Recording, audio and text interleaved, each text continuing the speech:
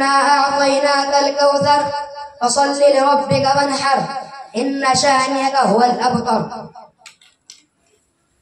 کتاب فطرت کے سر ورق پہ جو نام احمد رقم نہ ہوتا تو نقش ہستی ابھر نہ سکتا، وجود و لوح و قلم نہ ہوتا. تیرے غلاموں میں بھی نمایاں جو تیرا حق سے کرم نہ ہوتا، بارگاہ ازل سے تیرا خطاب خیر الامم نہ ہوتا. نہ روئے حق سے نقاب اٹھتا، نہ ظلمتوں کا حجاب اٹھتا. نہ روئے حق سے نقاب اٹھتا، فروغ بخش رحمت حق کا اگر چراغ حرم نہ ہوتا. منصور پور کے غیور نوجوانوں اور انجمن توحید و سنت کے پروانوں، آج میری تقریر کا عنوان یتیم مکہ ہے. انشاءاللہ کوشش کروں گا کہ بہت ہی اختصار کے ساتھ آپ کے سامنے اپنی تقریر پیش کروں. میرے دوستوں، مسلمانوں کا یہ ایمان ہے کہ دنیا میں رسول اللہ صلی اللہ علیہ وسلم سے بہتر کسی کا مقام نہیں، اور آپ کا بھی یہی عقیدہ ہے. میرے بھائیوں، اگر ساری کائنات کے درخت قلمیں بن جائے اور پوری دنیا کے سمندر سیاہیاں بن جائے اور ساری دنیا کے درختوں کے پتے اگر کاغذ بن جائے اور ان کاغذوں پر لکھنا شروع ہو جائے، قیامت تک دنیا کاغذوں پر تحریر کرتی رہے گی. خدا کی قسم، سمندر سیاہیوں سے خوش ہو سکتے ہیں، سمندر سیاہیوں سے خوش ہو سکتے ہیں، درختوں کی قلمیں ختم ہو سکتی ہے، کاغذوں پر لکھتے لکھتے کاغذ ختم ہو سکتے ہیں، اور دنیا کے سارے کاتب پیغمبر کی شان تحریر کرتے کرتے تھک سکتے ہیں، لیکن میرے پیغمبر کی شان مکمل نہیں ہوگی. میرے بھائیوں، اللہ تعالیٰ نے قرآن پاک میں 23 آیت میں رسول اللہ صلی اللہ علیہ وسلم کی شان بیان فرمائی ہے. حضور کا درجہ کتنا بلند تھا، توجہ کرو. حضور کے ذکر سے بہتر کسی کا ذکر نہیں، حضور کی شان سے بہتر کسی کی شان نہیں، حضور کے مرتبے سے بہتر کسی کا مرتبہ نہیں، نبی کے چہرے سے بہتر کسی کا چہرہ نہیں، نبی کی زلفوں سے بہتر کسی کی زلفیں نہیں، نبی کی آنکھوں سے بہتر کسی کی آنکھیں نہیں، نبی کے علاقے سے بہتر کسی کا علاقہ نہیں، پیغمبر کے مسکرانے سے بہتر کسی کا مسکرانا نہیں. حتیٰ کہ نبی جس رات میں آ گیا وہ رات سب راتوں سے اعلیٰ، نبی جس دن میں آیا وہ دن دنوں سے اعلیٰ، نبی جس مہینے میں آیا وہ مہینہ مہینوں سے اعلیٰ، نبی کے چہرے پہ جو پسینہ آیا وہ پسینہ پسینوں سے اعلیٰ، نبی جس زمانے میں آیا وہ زمانہ زمانوں سے اعلیٰ، نبی نے جس پتھر پر قدم رکھا وہ پتھر پتھروں سے اعلیٰ.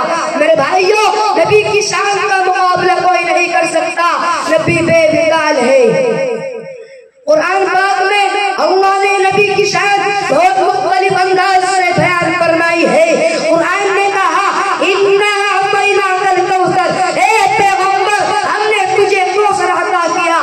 یہ آیت کا مدری، اس آیت کا شان نزول کیا ہے کہ جب رسول اللہ صلی اللہ علیہ وسلم کے حقیقی بیٹے ابراہیم بیمار تھے، بیمار کی وجہ سے تڑپ رہے تھے، نبی کی آنکھوں سے آنسو جاری تھے، نبی اللہ کے دروازے پر رو کر کہتے تھے اے اللہ تو نے میرے دشمنوں کو 7 بیٹے دیے اور مجھے 2 بیٹے دیے اور میں بھی لے لیے، اے اللہ میں تیرے دروازے پر حاضر ہوا ہوں، میرے بچے کو صحت عطا فرما.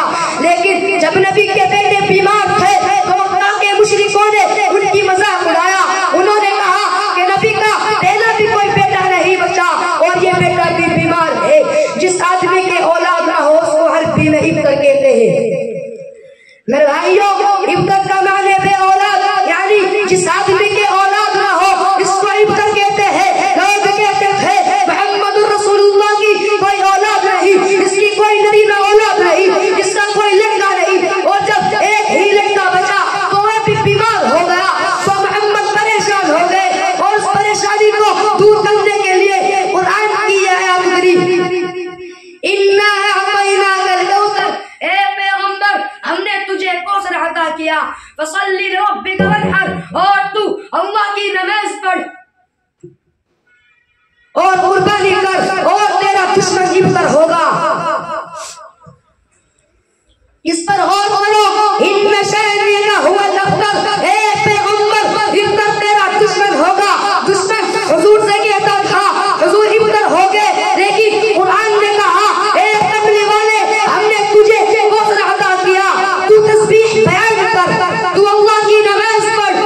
قربانی کر اور تیرا دشمن ابتر ہوگا، اور ساری کائنات کے ایک ایک خطے میں تیری اولاد جمع ہوگی۔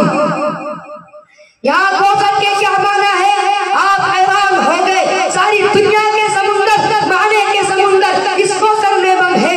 کسی نے کہا کوثر سے مراد اور کسی نے کہا عرش سے فرش تک، تحت الثری سے عرش معلی تک، شمال سے جنوب تک، مشرق سے مغرب تک، اور دنیا میں جتنی نعمتیں، جتنی رفعتیں، جتنی عظمتیں اور جتنی بلندیاں، ان سب کو ایک ساتھ جمع کرے تو اس کا نام کوثر ہے۔ اور عربی زبان میں اس کو خیر کثیر کہتے ہیں۔ ان شانئک هو الابتر، اے پیغمبر ہم نے تجھے کوثر عطا کیا، یعنی ساری دنیا کی بھلائیاں تجھے دے دی۔ کتنی بھلائیاں، اب بھلائیاں کی بات دیکھو۔ ایک وقت وہ تھا تو مکہ میں پیدا ہوا تھا، تیرا باپ نہیں تھا، تجھے دائیا لینے آئی تھی، یعنی تیرا باپ فوت ہو چکا تھا، تجھے دائیا اس لیے چھوڑ گئی کہ تیرے گھر میں کھانے پینے کو کچھ نہیں تھا۔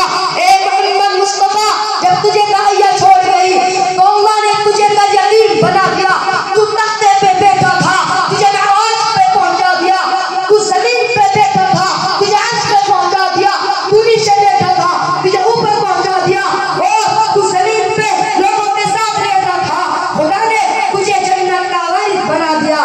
یہی ہے معنی اِنَّا أَعْطَيْنَاكَ الْكَوْثَرَ، اے پیغمبر ہم نے تجھے کوثر عطا کیا۔ کسی شاعر نے کیا خوب کہا ہے کہ میری مٹھی میں کچھ خاک ان کے آستانے کی، میری مٹھی میں کچھ خاک ان کے آستانے کی، زمانہ اب کرے ہمت میری قیمت لگانے کی، میں مر جاؤں تو خاک مدینہ میرے چہرے پہ مت دینا، میں مر جاؤں تو خاک مدینہ میرے چہرے پہ مت دینا، بس یہی ایک صورت ہے خدا کو منہ دکھانے کی۔ وما علینا الا البلاغ۔